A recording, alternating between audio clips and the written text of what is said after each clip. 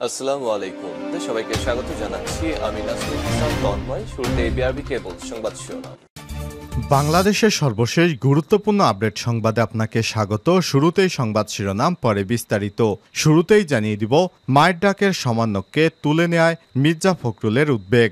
বাংলাদেশে গুমের শিকার পরিবারগুলোর গড়ে তোলা সংগঠন মায়ের ডাকের সমান্যক সানজিদা ইসলাম তুলি ও বিএনপি নেতা সাজেদুল ইসলাম সুমনের ভাই সাইফুল ইসলাম শ্যামলকে গত সোমবার তাদের ঢাকার শাহিনবাগের বাড়ি থেকে সেনাবাহিনীর সদস্য পরিচয় তুলে নিয়ে যায় এবং পরিবারের সদস্যদের সঙ্গে অশালীন আচরণের ঘটনায় গভীর উদ্বেগ প্রকাশ করেছেন বিএনপির মহাসচিব মির্জা ফখরুল ইসলাম আলমগীর।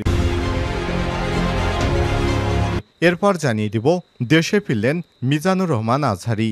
দেশে ফিরেছেন মালয়েশিয়ায় অবস্থানরত জনপ্রিয় ইসলামী বক্তা মিজানুর রহমান আজহারী। আজ তার ভেরিফাইড ফেসবুক পেজে তিনি এসব তথ্য নিশ্চিত করেছেন। জানাবো কিভাবে দেশ ছেড়ে পালালেন স্বরাষ্ট্রমন্ত্রী সহ অন্যান্যরা, যা জানালো র্যাব। এবারে জানাবো, চাঁদা দাবির ঘটনায় 2 ছাত্রলীগ নেতা সহ গ্রেপ্তার 3। রাজধানীর ওয়াইজঘাট এলাকায় বৈষম্যবিরোধী ছাত্র আন্দোলন চলাকালে 20 লক্ষ টাকা চাঁদা দাবির ঘটনায় ছাত্রলীগ নেতাসহ 3 জনকে গ্রেপ্তার করেছে ডিএমপির কোতোয়ালি থানা পুলিশ। ডিএমপির মিডিয়া অ্যান্ড পাবলিক রিলেশনস বিভাগের উপপুলিশ কমিশনার ডিসি মোহাম্মদ তালিবুর রহমান বিষয়টি নিশ্চিত করেছেন। এবারে জানাবো, প্রধান উপদেষ্টার সঙ্গে আবারও আলোচনায় বসছেন রাজনৈতিক দলগুলো।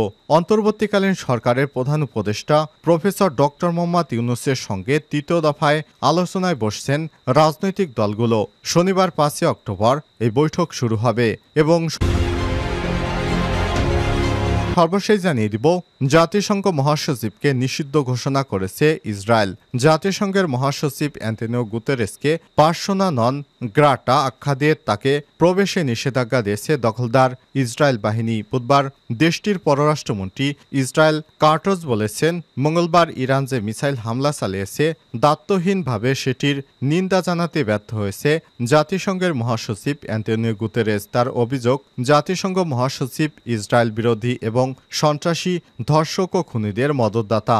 আগামীর প্রজন্মের কাছে জাতিসংঘ মহাসচিব কলঙ্কিত হিসেবে আখ্যায়িত হবেন। প্রিয় দর্শক, এতক্ষণ শুনছিলেন সংবাদ শিরোনাম, এবারে বিস্তারিত। তবে তার আগে বন্ধুরা, অনুরোধ থাকবে এই সংবাদটিতে একটি লাইক দিন। এই চ্যানেলে আপনি নতুন হয়ে থাকলে আমাদের সংবাদটি দেখতে দেখতে চ্যানেলটি সাবস্ক্রাইব করে রাখুন, যাতে করে বন্ধুরা আমাদের পরবর্তী লেটেস্ট আপডেট সংবাদগুলো সবার আগে আপনার কাছে পৌঁছে যায়। কমেন্ট করে আপনার মূল্যবান মতামত জানিয়ে দিন বন্ধুরা, আপনি বিশ্বের কোন দেশ থেকে বা বাংলাদেশের কোন স্থান থেকে আমাদের সংবাদটি দেখছেন এবং শুনছেন। এবারে বিস্তারিত। মায়ের ডাকের সমান্যকে তুলে নেওয়ায় মির্জা ফখরুলের উদ্বেগ। বাংলাদেশে গুমের শিকার পরিবারগুলোর গড়ে তোলা সংগঠন মায়ের ডাকের সমান্যক সানজিদা ইসলাম তুলি ও বিএনপি নেতা সাজেদুল ইসলাম সুমনের ভাই সাইফুল ইসলাম শ্যামলকে গত সোমবার তাদের ঢাকার শাহিনবাগের বাড়ি থেকে সেনাবাহিনীর সদস্য পরিচয়ে তুলে নিয়ে যায় এবং পরিবারের সদস্যদের সঙ্গে অশালীন আচরণের ঘটনায় গভীর উদ্বেগ প্রকাশ করে বিবৃতি দিয়েছে বিএনপির মহাসচিব মির্জা ফখরুল ইসলাম আলমগীর। বুধবার 2 অক্টোবর এক বিবৃতিতে তিনি বলেন, প্রায় 1 যুগ আগে গুম হয়েছিল বিএনপি নেতা সাজেদুল হক সুমন। গুম হওয়ার পর তার পরিবারের মানসিকতা বিপদগ্রস্ত এবং আতঙ্কগ্রস্ত হয়ে পড়েছে। ছেলে সুমনের জন্য তার মা কাঁদতে কাঁদতে প্রায় অন্ধ হয়ে গেছে। গুম হওয়া এত বছর পর আবার গত সোমবার সেনাবাহিনীর পরিচয়ে তাদের বাড়িতে অভিযান চালিয়ে সাজেদুল হক সুমনের ভাই সাইফুল ইসলাম শ্যামলকে তুলে নিয়ে যাওয়ার ঘটনায় পরিবারটি আতঙ্কিত হয়ে পড়েছে। বিবৃতিতে বিএনপির মহাসচিব বলেন, অভিযান পরিচালনার সময় অভিযান পরিচালনাকারীরা মায়ের ডাক এর সমানক সানজিদা ইসলাম তুলিসহ পরিবারের সদস্যদের সঙ্গে গালাগাল ও চরম অশালীন আচরণ করেছে। তারা বাসার ছোট্ট শিশুর সঙ্গেও অমানুষের মতো আচরণ করেছে। বর্তমান দেশ পতিত আওয়ামী ফ্যাসিস্ট সরকারের নির্দয় শাসন শোষণ থেকে মুক্তি পেলেও সানজিদা ইসলাম তুলির ভাই সাইফুল ইসলাম শ্যামলকে বাড়ি থেকে উঠিয়ে নিয়ে যাওয়ার যার ঘটনায় দেশবাসী শঙ্কিত হয়ে পড়েছে।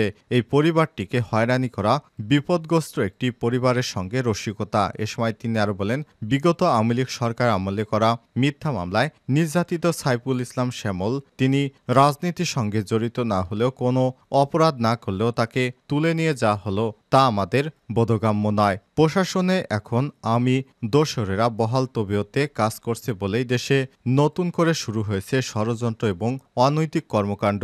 এসব আমি দোসরদের চিহ্নিত করে ব্যবস্থা নিতে হলে এর দায় পড়বে অন্তর্বর্তীকালীন সরকারের উপর। ফ্যাসিস্ট আমি শাসক গোষ্ঠীর নির্মম দুঃশাসন থেকে মুক্ত হয়ে জনজীবনে যে স্বস্তির বাতাস বইছে সেটিকে নির্মূল করতে এই ধরনের ঘৃণ্য ঘটনা ঘটানো হচ্ছে, যা খুবই উদ্বেগজনক। মির্জা ফখরুল বলেন, দেশকে অস্থিতিশীল করার সঙ্গে জড়িত কুচক্রী মহলের অপতৎপরতা বন্ধ করতে ইন্টারিম গভর্নমেন্ট জোরালো ভূমিকা পালন করবে বলে আমি দৃঢ় আশাবাদী। গুমের শিকার পরিবারগুলোর গড়ে তোলা সংগঠন মায়ের ডাকের সমন্বয়ক সানজিদা ইসলাম তুরির পরিবারের সঙ্গে দৃষ্টতাপূর্ণ আচরণের বিরুদ্ধে আমি তীব্র নিন্দা ও প্রতিবাদ সহ ধরনের ঘটনা যাতে পুনরাবৃত্তি না হয় সেজন্য জোরালো আহ্বান জানাচ্ছি।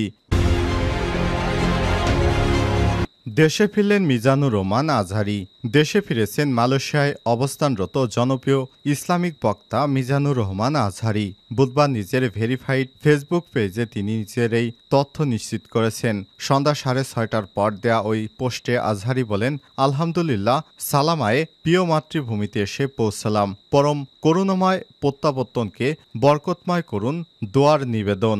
আলাদা পোস্টে মিজানুর রহমান আজহারীর মামা মোশারেফ হোসেন বিমানবন্দরে তাকে ফুল দিয়ে শুভেচ্ছার ছবি পোস্ট করে তিনি বলেছেন, আলহামদুলিল্লাহ, আমাদের প্রিয় রাহবার এখন প্রিয় মাতৃভূমি বাংলাদেশে। এর আগে গত 6 আগস্ট শীঘ্রই দেশে ফিরছেন বলে জানিয়েছিলেন মাওলানা মিজানুর রহমান আজহারী। নিজের ভেরিফাইড ফেসবুক পেজে ওই ভিডিও বার্তায় তিনি বলেছেন, অনেকেই মেসেজ করে ব্যক্তিগতভাবে ফোন করে জানতে চেয়েছে আমি কবে দেশে ফিরব। আমি তাদেরকে বলতে চাই, দ্রুতই দেশে ফিরব। আপনাদের সঙ্গে দেখা করার অপেক্ষায় রয়েছি। আমি নিজেও শীঘ্রই সাম্য মানবিকতার মুক্ত স্বাধীন বাংলাদেশে আমি আপনাদের সঙ্গে সাক্ষাৎ করতে চাই। 2020 সালে ফেব্রুয়ারি মাসে বাংলাদেশ থেকে মালয়েশিয়ায় চলে যাওয়ার ঘোষণা দেন মিজানুর রহমান আজহারী। এরপর থেকে মালয়েশিয়াতেই অবস্থান করছিলেন তিনি। এরপর শেখ হাসিনা বাংলাদেশ থেকে পদত্যাগ করে পালিয়ে যাওয়ার পর দেশে ফিরলেন তিনি। কিভাবে দেশ ছেড়ে পালালেন স্বরাষ্ট্রমন্ত্রী সহ অন্যান্যরা, যা জানালো র্যাব। সাবেক স্বরাষ্ট্রমন্ত্রী আসাদুজ্জামান খান কামাল সহ কয়েকজন আওয়ামী লীগ নেতাকে সম্প্রতি ভারতের কলকাতা ইকো পার্কে বসে গল্প করতে দেখা গেছে। মঙ্গলবার 1 অক্টোবর এমন একটি ভিডিও ফুটেজ আসে চ্যানেল 24-এর কাছে।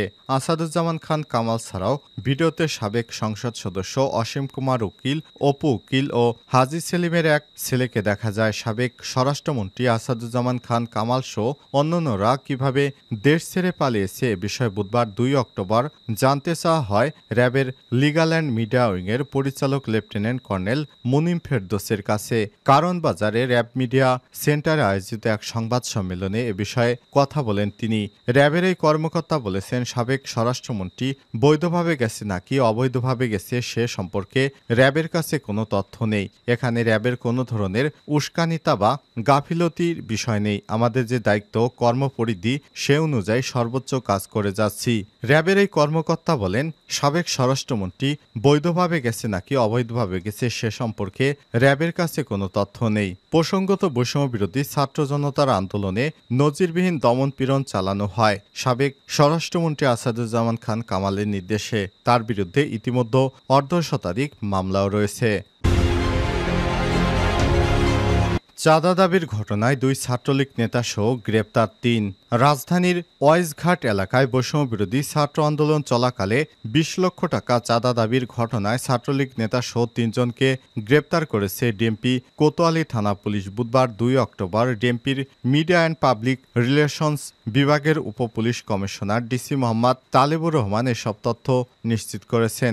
গ্রেপ্তারকৃতরা হলেন ভোলার শশীভূষণ থানা সাবেক চেয়ারম্যান মাহবুব আলম খোকন, ভোলার চরফ্যাশন কলেজ ছাত্রলীগের সাবেক সহসভাপতি সভাপতি মোহাম্মদ জাহিদ হাসান ও শশীভূষণ থানা ছাত্রলীগের সাধারণ সম্পাদক মাহফুজুর রহমান।